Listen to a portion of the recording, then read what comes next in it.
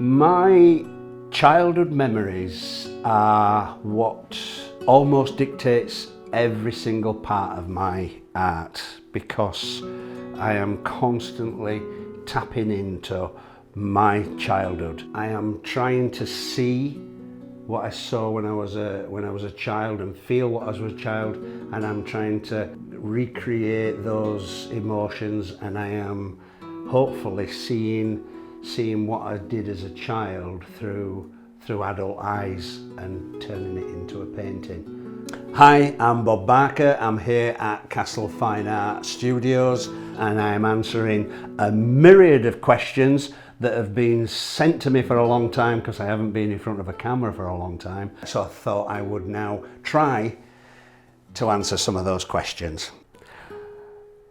Whether I've done that or not is up to you guys to decide.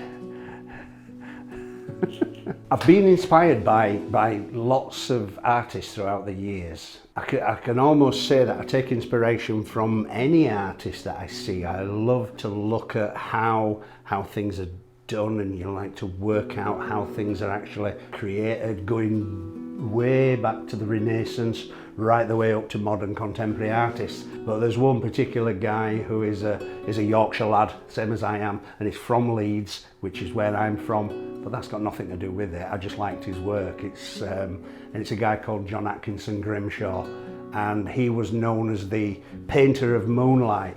On occasion, people have actually said that they can see the influence of Atkinson Grimshaw in some of my pieces, certainly in the skies, and I think that's wonderful. That I thank him on a regular basis. Worth checking out, along with mine. Why I add a pop of colour into the pieces is it still actually goes back into my youth, into my teenage years. That I trained as a photographer. There's a technique on black and white photographs. You can take the glaze off and you can actually hand tint the photographs.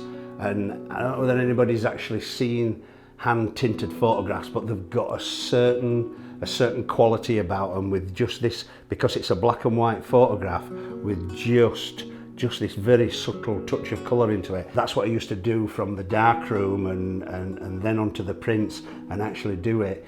And it's those things that I think that I'm sort of like tapping into what I learnt back then, and it's almost sort of like printed onto my brain. It's indelible in you that's what you like the look of. So the photography actually comes through in the paintings. Throughout all the years of my painting, certainly over the last 15-16 years, I've used my grandchildren as models, and I have literally made them ride bicycles, climb trees, and I've taken photographs of them. I've made them hang upside down on swings, and any sort of reference that I needed, they've helped me along the way, to the point where they actually like the idea of being in the paintings. It gives them a little bit of street cred, I do believe, in this day and age. So when I start to create a new piece, sometimes it just comes straight out of the head, straight onto canvas, and that's almost a reaction to whatever you're feeling at that moment in time, and you just have to get it down there. But sometimes, like we just said about the kids and things, that you use a reference of various things, and you sort of sketch it onto the canvas and create almost like an underpainting.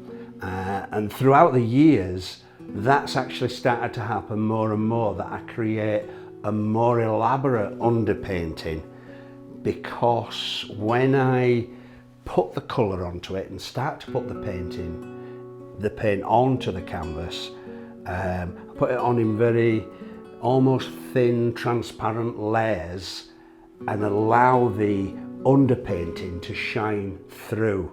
The more detail or the more effects that you get into your underpainting, the more interesting it makes the final piece. The process of creating a limited edition print has got so many aspects to it. I do the painting and then it gets passed over to the publishing company and the printers and the guys who work the computers, and there's a lot of people involved in creating a limited edition print. From me painting it to it actually being framed up and ready for sale in the gallery, a lot of people are involved with that.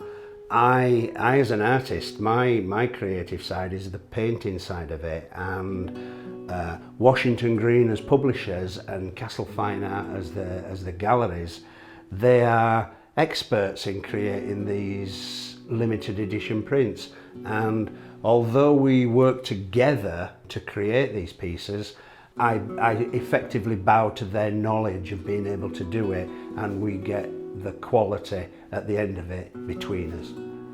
Sometimes people ask me about how to light the picture. Well, the way that I paint and how I paint and the effect that I try to get with the paint, with the very thin transparencies, it allows the picture to change with just normal electric light.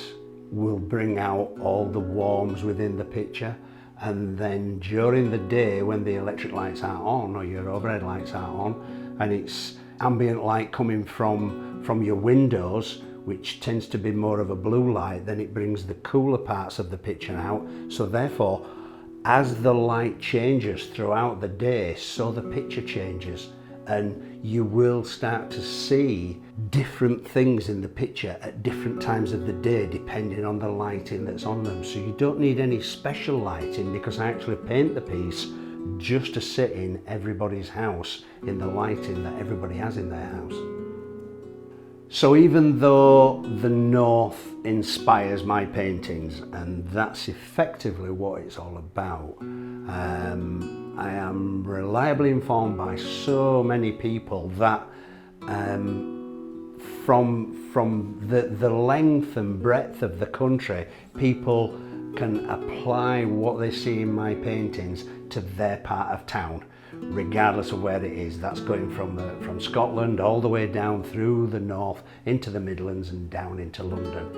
I know that the back streets, the cobbles, the old buildings, the smoke-stained stone that is in just about every city in this country, people can relate to it regardless of where they live. The back end of London.